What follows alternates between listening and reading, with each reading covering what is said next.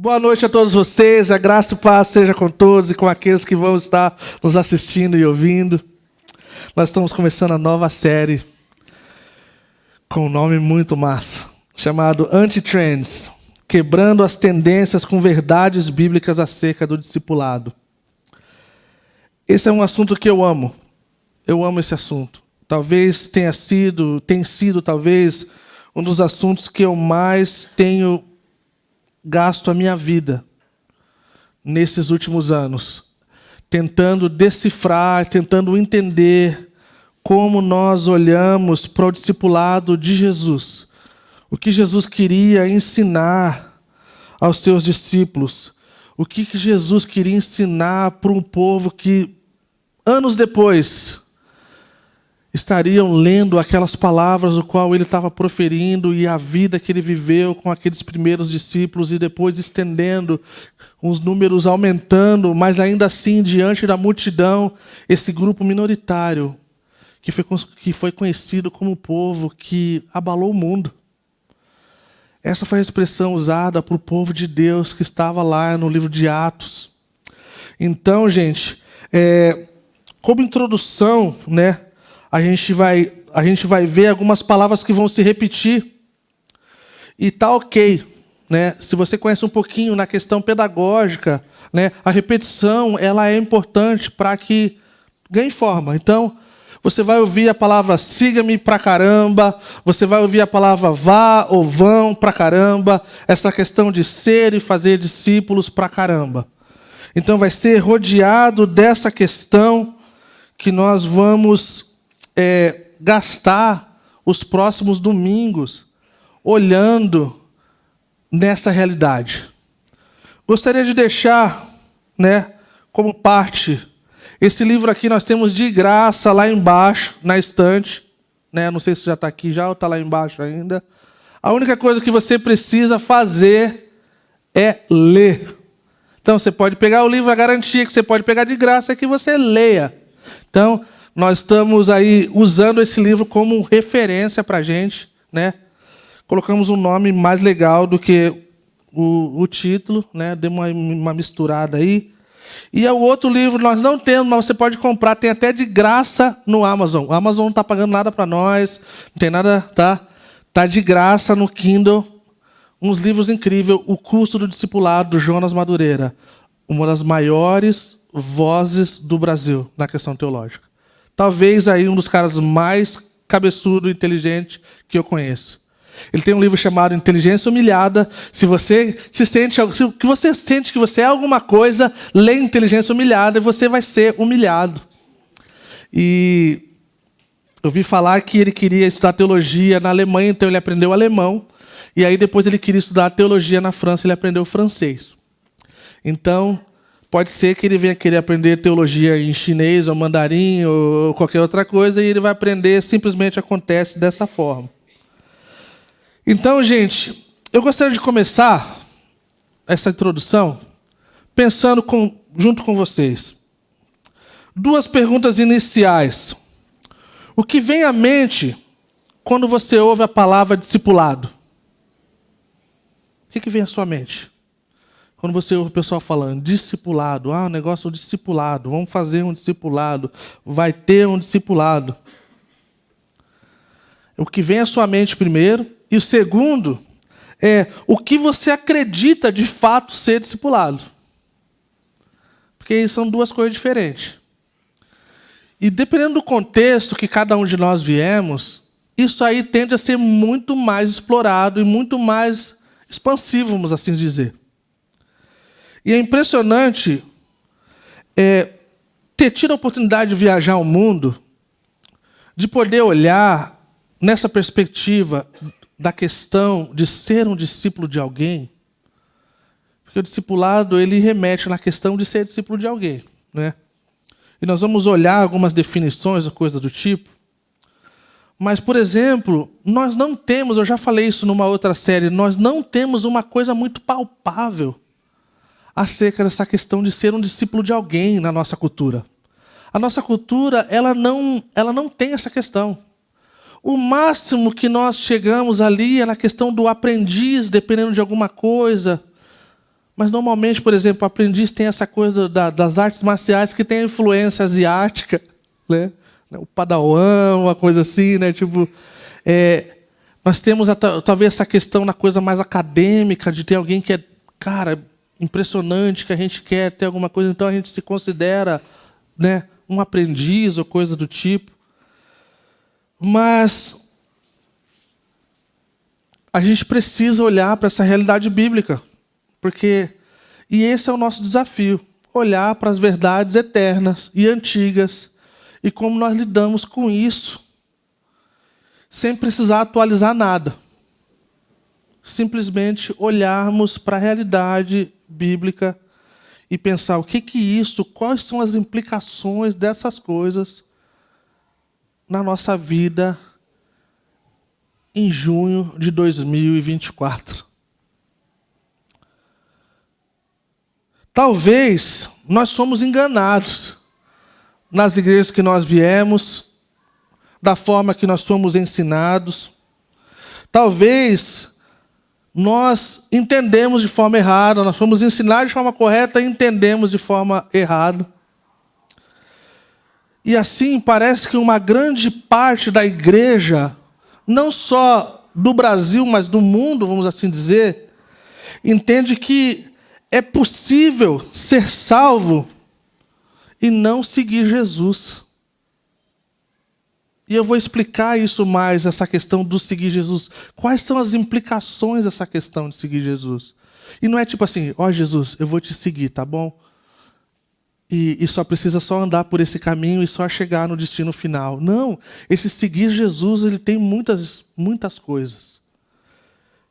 Então, uma boa parte da igreja, a gente vai ouvir falar sobre vários tipos de evangelho, e a gente para perguntar e fala assim, cara, parece que a coisa mais radical da nossa vida foi o primeiro passo, que é a salvação, e é extremamente importante, tem o seu valor imensurável, mas a nossa vida não pode parar lá. Mas é assim que a igreja, no geral, funciona. E nós falamos uma vez também numa série sobre formação espiritual. Formação espiritual, ela não acontece de forma sem ser intencional. Você não acorda um crente melhor amanhã, se você não fizer nada. Entendeu? Você não vai ser a pessoa que Deus deseja que você seja, se você esperar que transformação vai acontecer de um dia para o outro, como se fosse a virada da lua. Entendeu, pessoal? Então, é como se fosse uma igreja que está vivendo o evangelho do Zeca Pagodinho. Sabe qual que é o evangelho do Zeca Pagodinho? Deixa a vida me levar, vida leva. Sou feliz e agradeço. Sou feliz e agradeço por tudo que Deus me deu. Deus já me deu tudo, gente. Fui salvo, estou indo lá, está tudo certo. Esse é o evangelho do Zeca Pagodinho. Só que o evangelho do Zeca Pagodinho, ele tem vários problemas. Porque ele não fala do custo da coisa. Ele não fala da realidade que precisa acontecer para a gente poder usufruir de tudo aquilo que Deus tem dado para nós. De sermos tudo aquilo que Deus deseja de nós. Então, muitas pessoas se professam cristãs, mas acreditam que não precisam seguir Jesus, não precisam negar a si mesmo e tomar a cruz. Não precisam mudar de vida. Não precisam mudar as suas escolhas. Então, o discipulado de Jesus se torna algo opcional. E essa tem sido uma grande parte. Como se não tivesse nenhum compromisso contínuo com a transformação e sermos transformados à imagem de Cristo. Sabe como nós vamos nos tornar ainda mais a imagem de Cristo? No evangelho do Zeca Pagodinho, nunca. Nós nunca seremos. Então a gente precisa olhar para isso como se a nossa vida dependesse disso. Vamos abrir as nossas Bíblias em Marcos 8:34.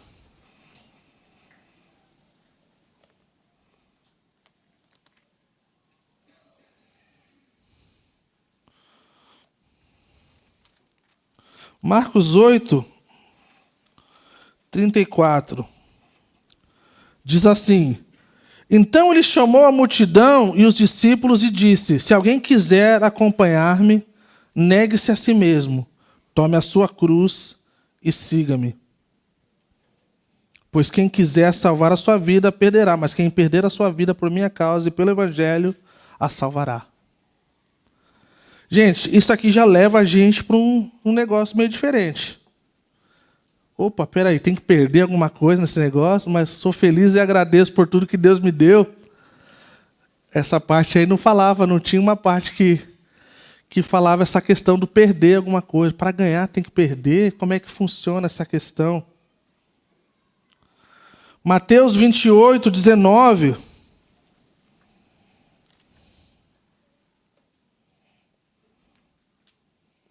Um texto muito conhecido, chamado também como a Grande Comissão. Diz assim: portanto, vão e façam discípulos de todas as nações, batizando-os em nome do Pai, do Filho e do Espírito Santo, ensinando-os a obedecer a tudo que eu lhes ordenei. E eu estarei com vocês até o fim. Então, como é que a gente lida com essa questão do seguir, do ser e do fazer? Nós estamos numa jornada como Calvary Curitiba, o qual nós temos olhado para essa questão do... um termo teológico, né? Que é o sacerdócio universal de todos os santos. Isso quer dizer, de forma que todos possam entender, quer dizer que essa grande comissão, que esse chamado de Jesus é para todos nós. É por isso que quando tem batismo na Calvary Curitiba, nós fazemos questão de pessoas que fizeram parte da vida das pessoas que vão batizar, que nos ajudem a batizar. Nós temos a figura pastoral, né, que eu acho que é importante. Nem sempre. Quem sabe tem vezes que não vai precisar. Mas a gente tem essa coisa, por quê? Porque todo mundo deve fazer isso, todo mundo foi chamado para isso. Então a gente vai lidar com essa questão. O Evangelho. O Bill Hooker, que é o cara que escreveu o livro, o próximo, por favor. Ele escreveu assim, mais um. Alguns acreditam que você pode ter conversão sem discipulado. Eu acredito que a prova da conversão é o discipulado. Aí a gente fala assim, poxa, mas esse negócio aí era para ser um lance mais simples, era para simplificar a nossa vida. E como é que faz essa questão? A gente precisa entender cada coisa para a gente poder avançar e poder compreender e aplicar. Então, gente, vamos só de forma simples, vamos dar nomes a essa questão da conversão e do discipulado, né? O próximo. Então, a conversão é, para os nossos propósitos, conversão é um jargão teológico, né? É uma forma de falar que alguém se converteu, que alguém então decide e aceita tornar-se cristão. Alguns de nós temos histórias diferentes acerca disso, de como nós viemos a acreditar e crer em Jesus.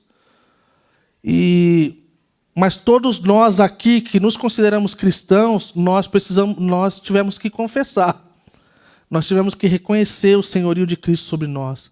Nós precisamos reconhecer que nós éramos pecadores e precisávamos de um Salvador. Então, a conversão é isso. Já o discipulado, ele ocorre, olha que interessante. A gente não pode parar na conversão. A gente precisa ir para outra parte. Ele ocorre, o discipulado, ele ocorre quando alguém, então, responde ao chamado de aprender sobre Jesus e sobre os outros para viver a sua vida como se Jesus a estivesse vivendo.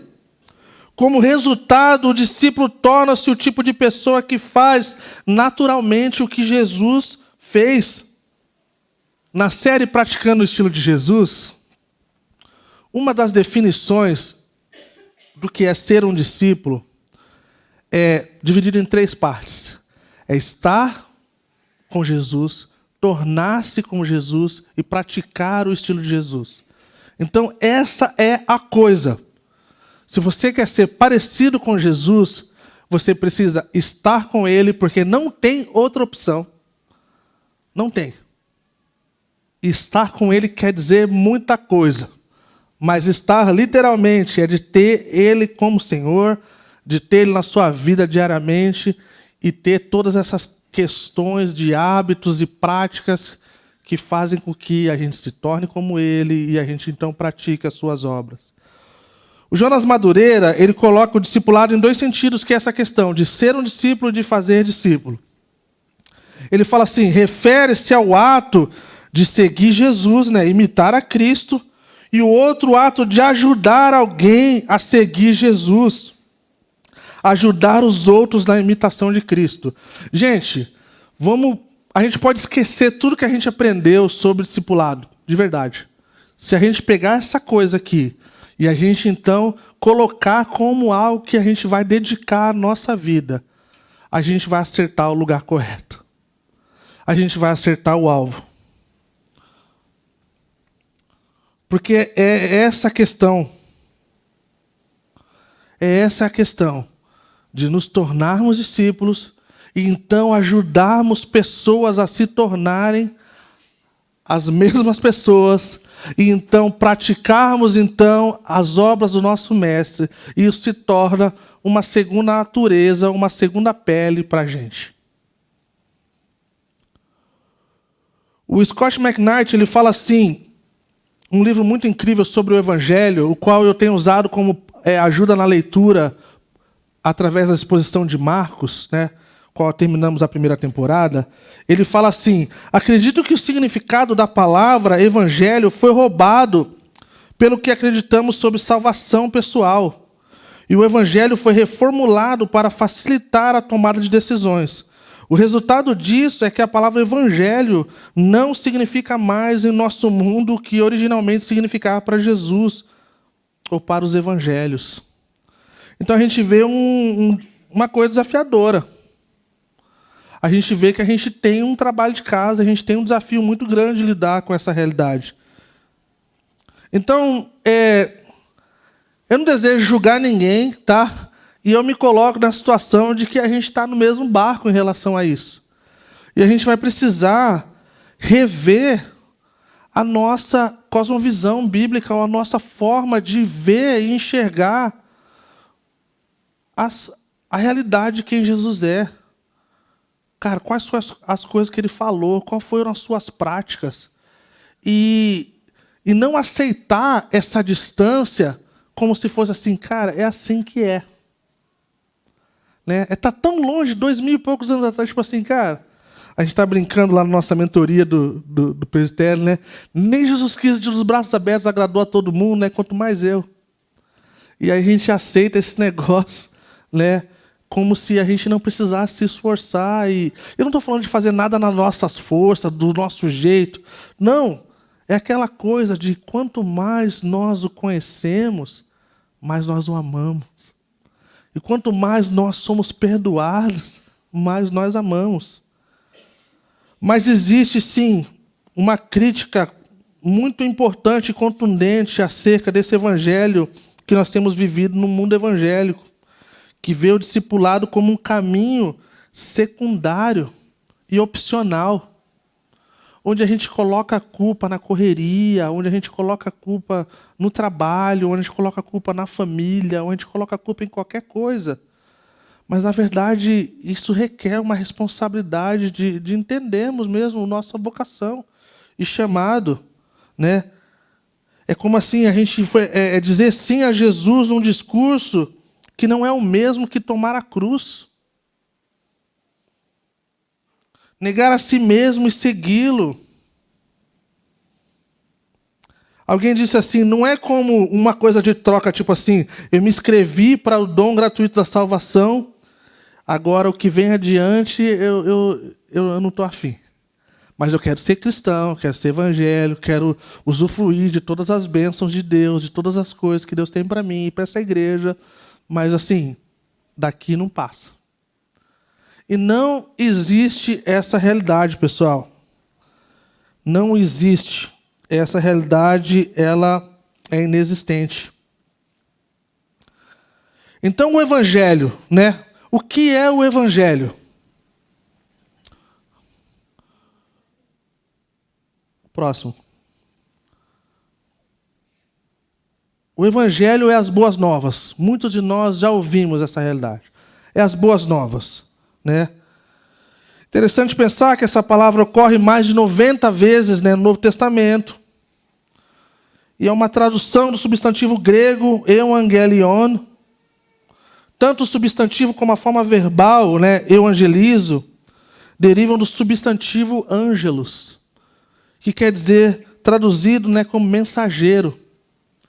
Então, quando a gente vê nas Escrituras essas mensagens sendo entregues, elas são entregues pelos ângelos, pelos mensageiros, né?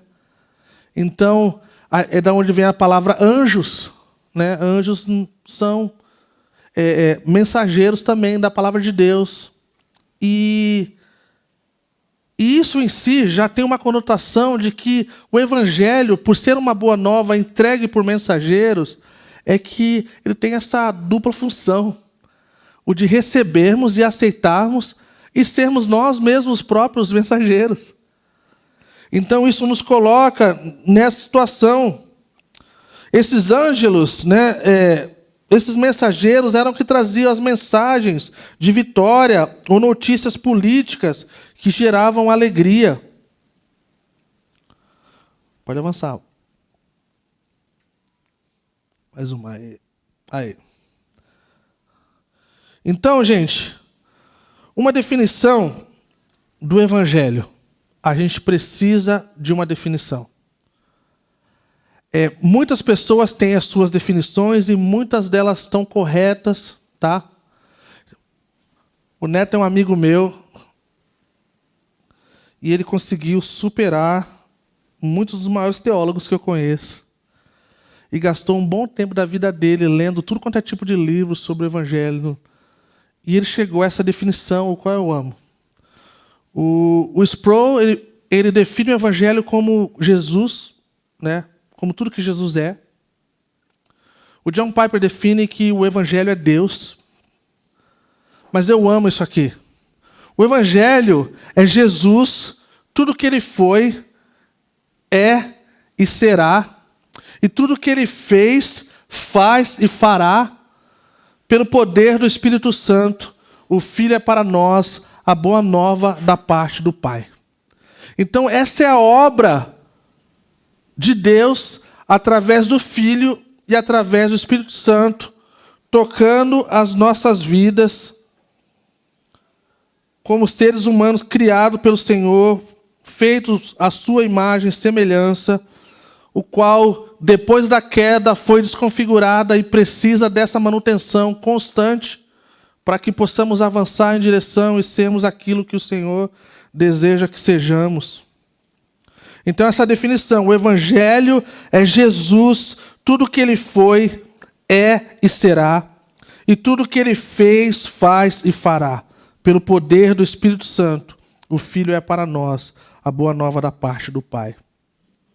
Incrível, que isso consegue pegar toda a realidade de quem Jesus é e tudo que ele faz. E Deus e Jesus e o Espírito Santo, através da obra redentora, nos coloca nesse lugar de que nós adoramos a Jesus por duas coisas especialmente. Por tudo que ele é e por tudo que ele faz. Então, por isso, essa definição do Evangelho nos ajuda a capturar a realidade do nosso Senhor. E aí, então, quando a gente olha para essa realidade bíblica, né, do Evangelho, a gente vê que ela vem acompanhada, o próximo, na maioria das vezes, vem acompanhada, né, de um modificador. Ela não anda sozinha muitas vezes, ela vem acompanhada do Evangelho de Deus, o Evangelho de Jesus Cristo, o Evangelho do Reino, o Evangelho da Graça e outros. Então, quando você se perguntar, caramba, mas por que tem isso aqui diferente? É um modificador que dá uma ideia e conotações que ajudam no entendimento de uma maior. Então, quando se trata do reino, a gente vê essa identidade do evangelho do reino, o evangelho da graça, o qual nós somos salvos. E tantas coisas que a gente vê através, né, das Escrituras. Então, esses modificadores nos dão uma noção de conteúdo das boas novas. Não é uma coisa tão simples, não é uma coisa... Ao mesmo tempo que é tão simples, é tão poderosa e tão incrível, né? Acerca do que está ligado e relacionado, o poder do contexto ainda é mais útil do que os adjetivos. Quando nós olhamos, então, na perspectiva paulina, quando ele fala do evangelho, para ele o evangelho é diferente do que para nós. Para ele é muito diferente, gente. Né? Então o apóstolo Paulo nos ajuda a compreender essa realidade. Vamos lá? Em Romanos 1, 16, 17. Olha como que era para o apóstolo Paulo o evangelho. Não me envergonho do evangelho, né? Da boa nova, daquilo que Jesus é, foi e será, faz, fez e fará. É o poder de Deus para a salvação de todo aquele que crê. Primeiro do judeu, depois do grego, porque no evangelho é revelada a justiça de Deus. Uma justiça que do princípio ao fim é pela fé. Como está escrito, o justo viverá pela fé. Mais uma do apóstolo Paulo. Portanto, irmãos, em Romanos 12, 1 e 2, rogo-lhes pelas misericórdias de Deus que se ofereçam em sacrifício vivo, santo e agradável a Deus. Esse é o culto racional de vocês. Não se amoldem ao padrão deste mundo, mas transformem-se pela renovação da sua mente, para que sejam capazes de experimentar e comprovar a agradável e perfeita vontade de Deus. Então, gente, não há um evangelho verdadeiro aplicado na vida do ser humano que não remeta em transformação. Se a transformação não está acontecendo, algo está distorcido nesse evangelho. Então, o apóstolo Paulo, é impressionante como o evangelho do qual ele fala capta essa obra de Deus desde a criação até a consumação. E nenhum aspecto importante é deixar de fora. Eu acho que isso que é importante para a gente pensar, gente. Vamos lá, mais uma. Mais uma. Mais uma. Mais uma. Aí. Gostaria que a gente focasse um instante nisso, gente. Não tem como a gente pegar partes do evangelho e vivermos e acharmos que vai dar tudo bem lá na frente. Vai dar ruim. Se nós basearmos as nossas vidas num evangelho distorcido, a gente vai dar ruim lá na frente. E a gente vai ter a oportunidade de poder olhar para alguns desses evangelhos, talvez não, distorcidos e corrompidos, né? Que Paulo nos faz lembrar que acreditar em algo e permanecer firme naquilo são a mesma coisa, gente. Não dá para separar esse negócio. Não dá para ser salvo em Jesus e não segui-lo. E não abrir mão das coisas, e não seguir, não tomar a cruz, não negar a si mesmo. Não amar o próximo, não amar os nossos inimigos. Não fazer as coisas que Jesus falou para que a gente faça. Não viver as coisas que Jesus nos falou para viver.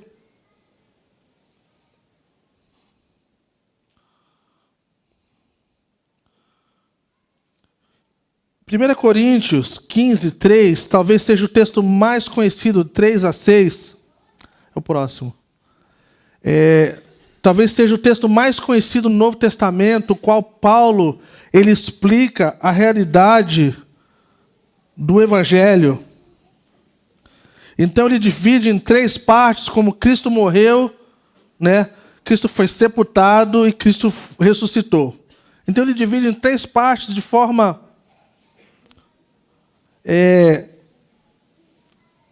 expositiva e sistemática, vamos assim dizer, né? Então, do mesmo jeito que nós desejamos fazer isso, ele pega 1 Coríntios ali, ele divide, ele coloca a obra da redenção. Jesus veio, ele morreu, ele foi ressuscitado, ele ressuscitou. E na obra da narrativa da redenção, a gente vê que vai até o final, até a consumação. Que agora nós estamos no tempo da igreja anunciando, mas vai ter um dia que todas essas coisas vão acabar. Então tudo será consumado. E aí então a gente vai viver essa nova realidade. Mas olha que interessante, esses 3 pontos, o próximo, né? Esses 3 pontos são a estrutura do Evangelho, a história do Evangelho, ela não acabou ali. Se você quer ter uma boa compreensão nessa realidade dos 3 pontos, ou talvez tenha um pouco mais, né? É incrível. Você olha para esse texto, você vê o quão incrível isso é. A boa notícia de hoje é que, devido ao que Cristo fez, um dia veremos Deus eliminar o pecado, libertar-nos da angústia de viver no mundo caído, trazer justiça, devem trazer grande alegria a todos os que depositarem a sua esperança em Cristo. Gente, isso é poderoso demais.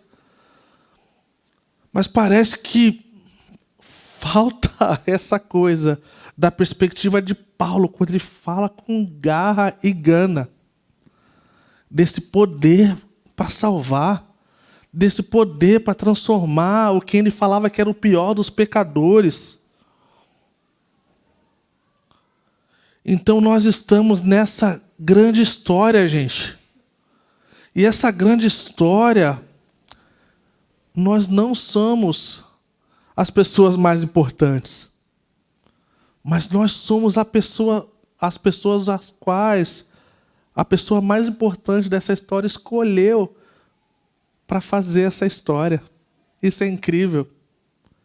O Senhor olhou para cada um de nós e nos incluiu nessa grande história. A história de redimir um mundo caído, de renovar todas as coisas que estavam quebradas, então serem consertadas. A renovação de todas as coisas.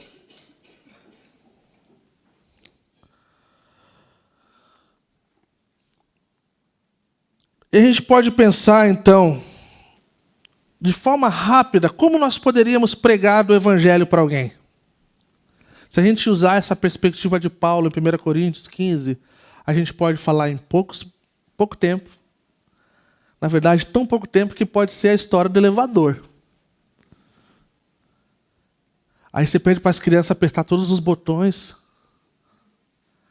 Essa história pode ir muito longe.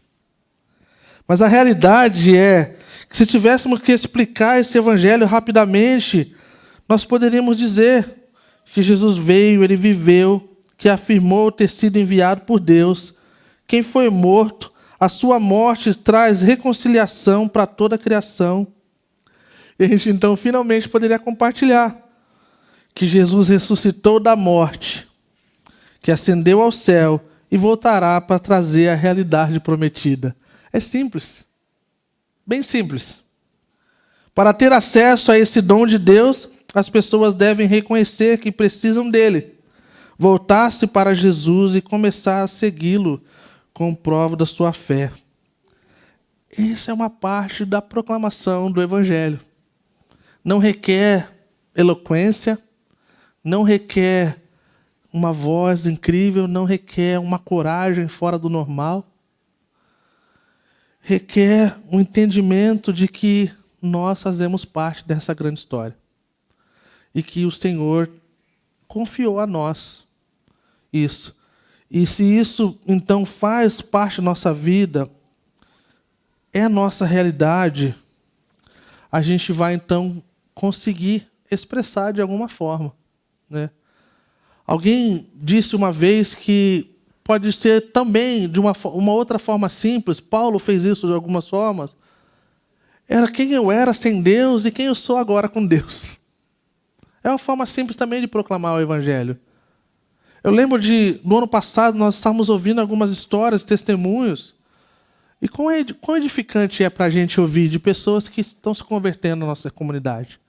Quão incrível ouvir que uma vez no nosso culto de Natal, algo aconteceu na vida de alguém. Quão incrível é poder lembrar que teve um culto que foi especial e o Senhor falou o coração de alguém. E então a sua vida foi transformada para sempre. Quão incrível é ouvir que a gente estava numa mesa comendo e alguém então deseja viver essa vida que Cristo tem para a vida dela e dele. E algo então acontece. Mas precisa ser por inteiro. E nós estamos falando, gente, de uma transformação para muitos de nós radical. Não dá para levar de forma light a vida cristã. É tudo ou nada. É tudo ou nada.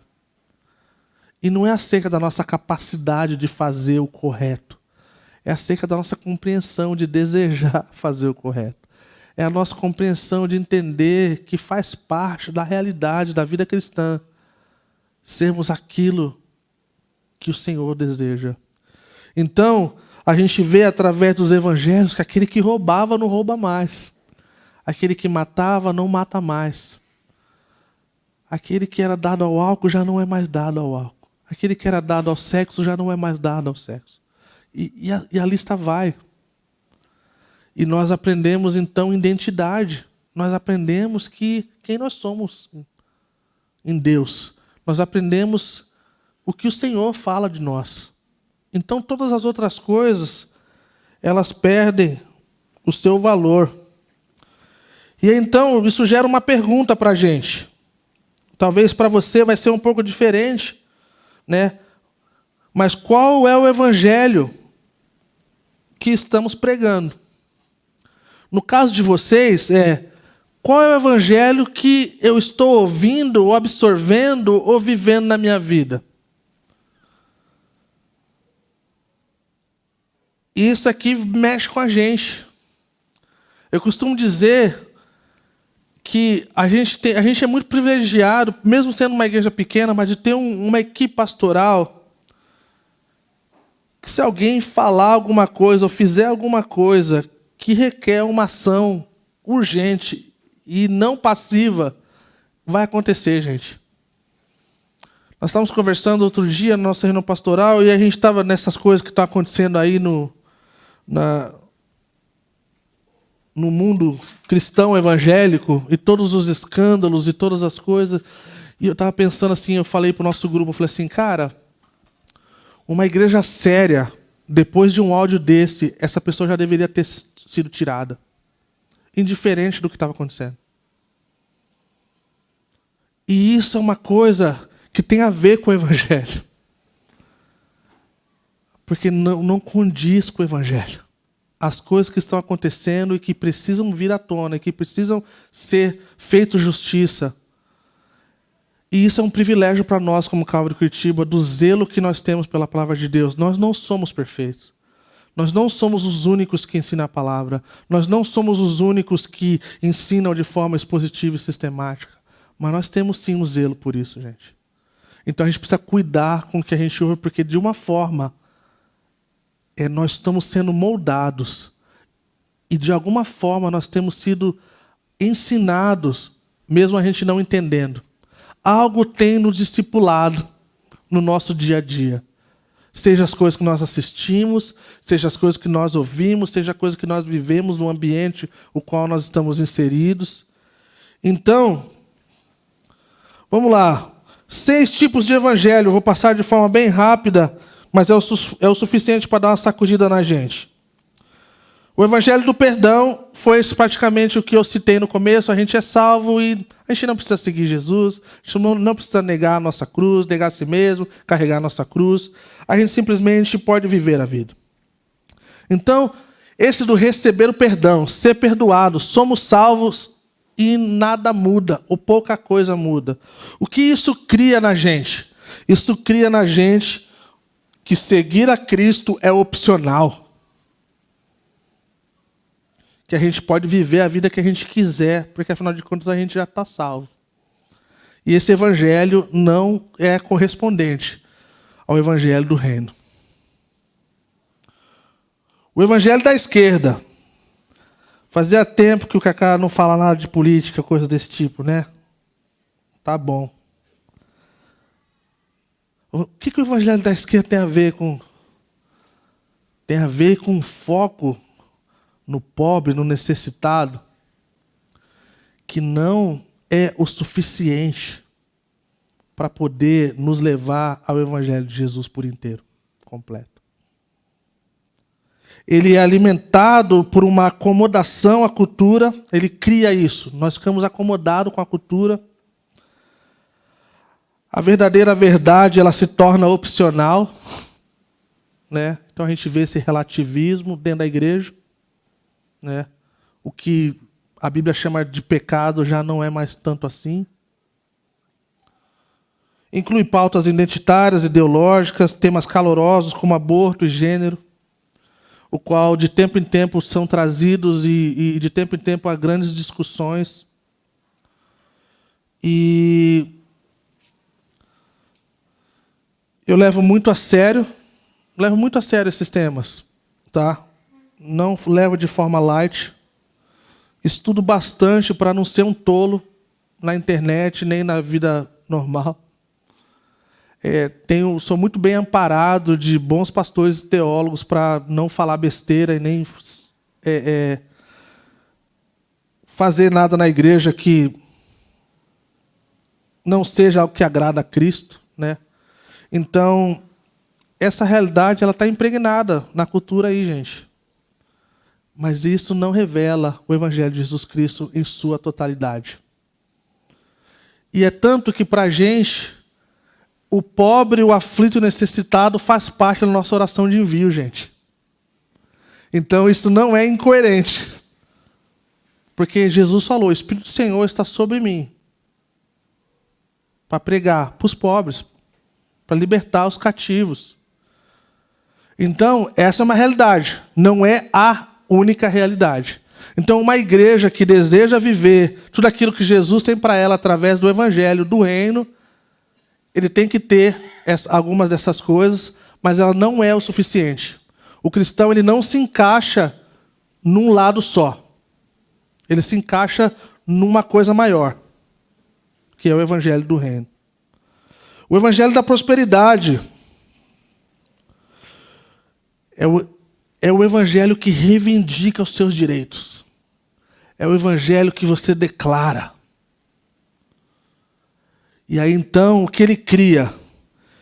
Ele cria essa reivindicação de direitos,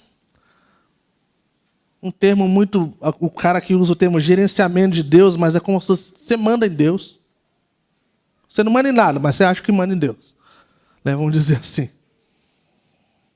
Deus se torna uma Alexa, uma Siri, guru, que você pede e ele faz. Afinal de contas, né? Você é filho do rei, filha do rei. Né?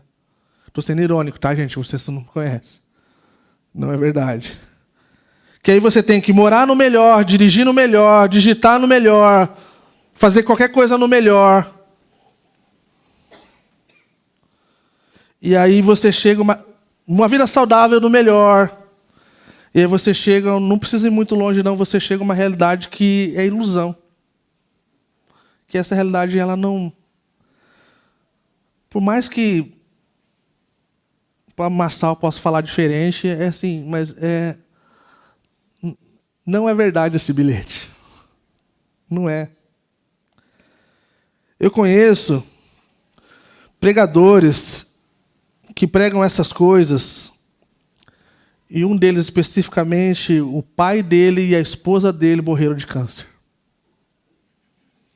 Então esse poder sobre a vida saudável e o sem erro, perfeição, essas coisas, chega uma hora que bate. E aí as perguntas elas sempre existem. E aí, cara, você falou que... Não, mas aí é outra coisa. Então, esse evangelho não condiz com o evangelho do reino. Não condiz por quê? Porque toda a Escritura aponta que o crente, ele vai sofrer.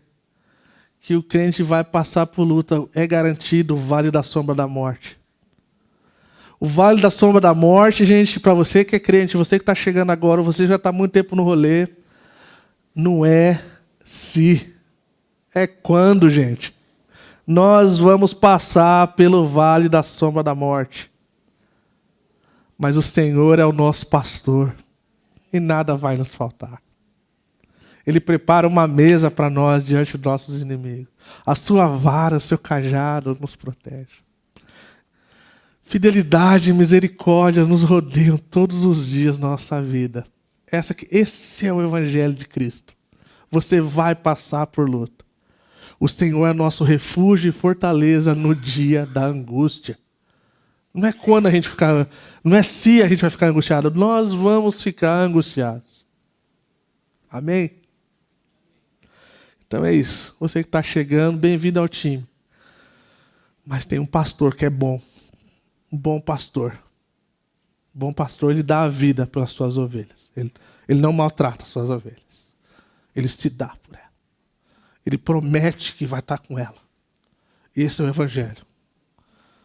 E aí a gente vê o Evangelho do consumidor, muito constante também no meio das igrejas, gente.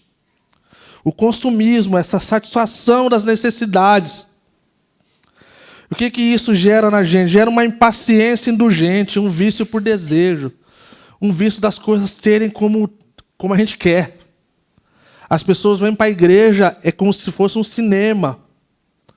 De que elas querem vir, sentar numa poltrona bacana, quer escolher que tipo de cobertura vai ter na pipoca deles, de graça, e ainda reclamam. Esse é o evangelho do consumismo. Nada é o suficiente, nada é tão bom, nada é tão importante. A ideia de usufruir, de ter um direito de usufruir de uma bondade a zero custo. Né? E isso nos leva a um lugar que não é saudável. Nos leva a um lugar de telespectadores. De se queremos sermos servidos. Não bate com Marcos 10:45. Que o Filho do Homem ele não veio para ser servido, mas para servir e dar a sua vida. Eu quero ser servido, já que eu não sou filho do homem. As pessoas não falam isso, mas eles vivem como. E aí a gente tem o evangelho da direita, que é o esteja correto. Tem que ser correto. O negócio é a todo preço, é estar correto. O que ele cria? Ele cria uma presunção teológica, ele cria uma exclusividade, uma indiferença, uma aliança com coisas que nós jamais daríamos a mão antes. Nós botamos a perder o nome de Cristo, porque a gente acha que se a gente fizer tal coisa, a gente vai dar uma ideia de uma moralidade. E nós chamamos, então, muitas coisas de pura que não são puras. A gente começa a tolerar coisas que nós não deveríamos tolerar. E isso está muito constante na vida da igreja. E nos mostra uma coisa que eu tenho aprendido e espero poder ensinar para a igreja, gente. Aprendi com o Guilherme de Carvalho. Não Olavo, tá, gente? É o Guilherme. Misericórdia. É o Guilherme, pastor Guilherme de Carvalho, tá? Representante do Labri no Brasil, pastor da Igreja Esperança, em Minas Gerais, tá? Ele fala que 2 coisas erradas não fazem uma certa. Isso, gente, isso é revolucionário, gente. 2 coisas erradas não fazem uma certa.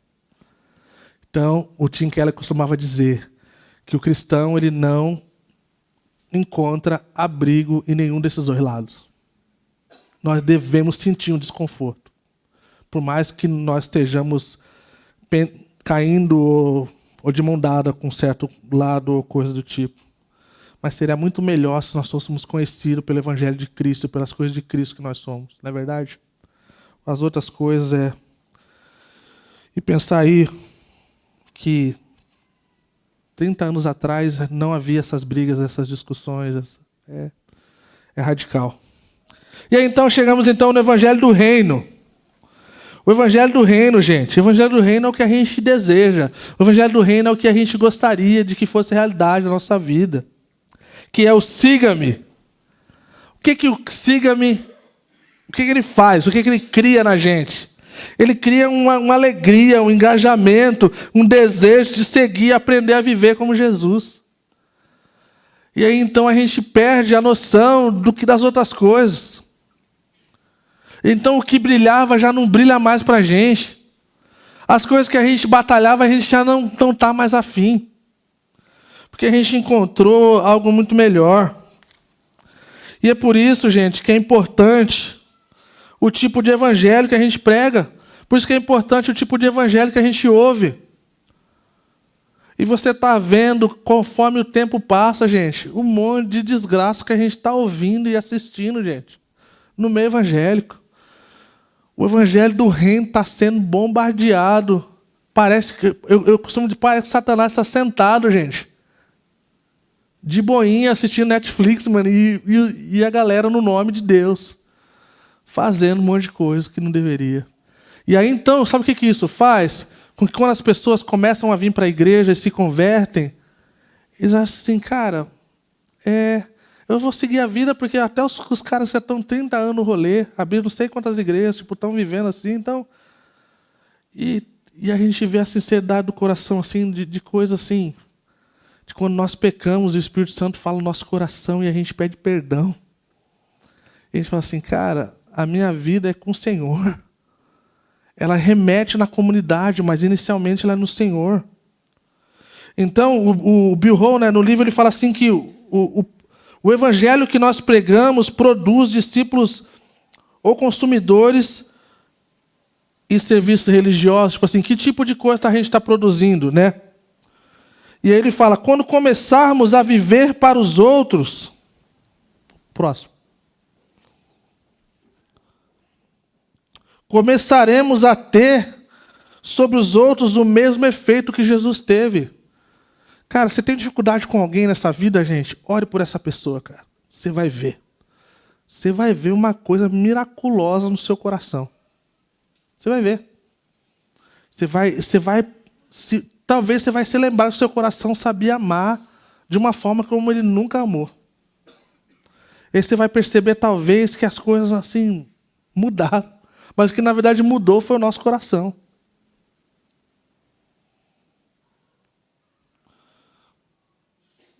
Terminando, Jesus, ele descreveu um discípulo como alguém que permanece nele, é obediente, dá frutos e glorifica a Deus, tem alegria e ama. Então, gente, essa passagem mais emblemática, talvez, acerca do discipulado, é essa passagem de João. E eu gostaria de ler, não vou explicar muito, mas assim, só gostaria de chamar a nossa atenção, por causa essa é a realidade do discípulo e do discipulado de Jesus. João 15, você pode só ouvir, pode deixar aí, tá? No slide, gostaria só que você ouvisse.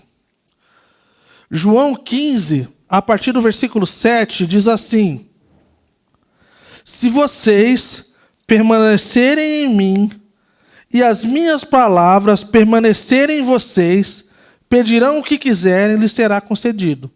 O meu Pai é glorificado pelo fato de vocês darem muito fruto, e assim serão meus discípulos. Como o Pai me amou, assim eu os amei. Permaneçam no meu amor.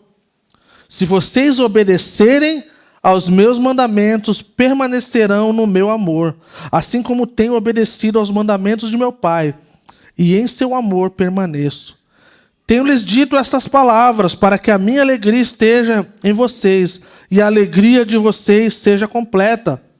O meu mandamento é este: amem-se uns aos outros como eu os amei. Ninguém tem maior amor do que aquele que dá a sua vida pelos seus amigos. Vocês serão meus amigos se fizerem o que eu lhes ordeno. Já não os chamo servos, porque o servo não sabe o que o seu senhor faz. Em vez disso, eu os tenho chamado amigos, porque tudo que ouvi de meu Pai eu lhes tornei conhecido. Vocês não me escolheram, mas eu os escolhi para irem e darem fruto, fruto que permanece, a fim de que o Pai lhes conceda o que pediram em meu nome. Este é o meu mandamento, amem-se uns aos outros. Todo o evangelho em prática na vida de um discípulo está aqui.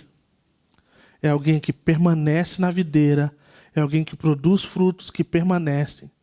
É alguém que vai ter a alegria completa e vai ter a sua vida no lugar aonde deveria estar. Amém? 3 pontos para terminar. As 3 características do Evangelho. A primeira, o reino de Deus descreve através do investimento numa população minoritária. O que isso quer dizer? Jesus não andou com a multidão todo o tempo. Não fazia parte do seu rolê. Ele tinha o seu grupo menor, o qual ele investia tudo que ele tinha. E então a coisa foi crescendo, porque não faz sentido, não tem como. Né? E eu falo isso numa realidade que gente, a nossa igreja ela não é uma igreja enorme, mas eu sinto o peso de que eu já não tinha mais condições de pastorear a igreja sozinho. Não tenho. Sem ser o último Connect, o penúltimo teve 25 pessoas entrando para a nossa comunidade. Como é que faz uma conversa pastoral de 25 pessoas, gente? Durante todas as tarefas da vida e todas as coisas. Então, agora estamos aí com os 3 pastores aí, agora com 4, que vai entrar para fazer as conversas pastorais, indiferente de quantas pessoas tenha, numa semana a gente derruba esse negócio aí. Acabou, tranquilo. Número 2, o segundo, o Evangelho do Reino nos ensina a obedecer a Deus, a viver intencionalmente no meio da diversidade e ambiguidade. Esse Evangelho do Reino, ele nos ensina a viver nesses dias que a gente está vivendo. Em toda essa loucura que a gente está vivendo. O terceiro, o Evangelho do Reino nos lembra de que crescimento é lento, mas ele acabará permeando tudo. O Keller falava que o Evangelho de Jesus Cristo, ele não é somente a porta de entrada, mas ele é o caminho a prosseguir até o fim. Amém? Algumas perguntas para os grupos de conexão. O que significa ser um discípulo? O que é o Evangelho? E como eu estou vivendo o Siga-me de Jesus? Tem conversa para bastante tempo aí, gente. Vamos orar, vamos colocar de pé.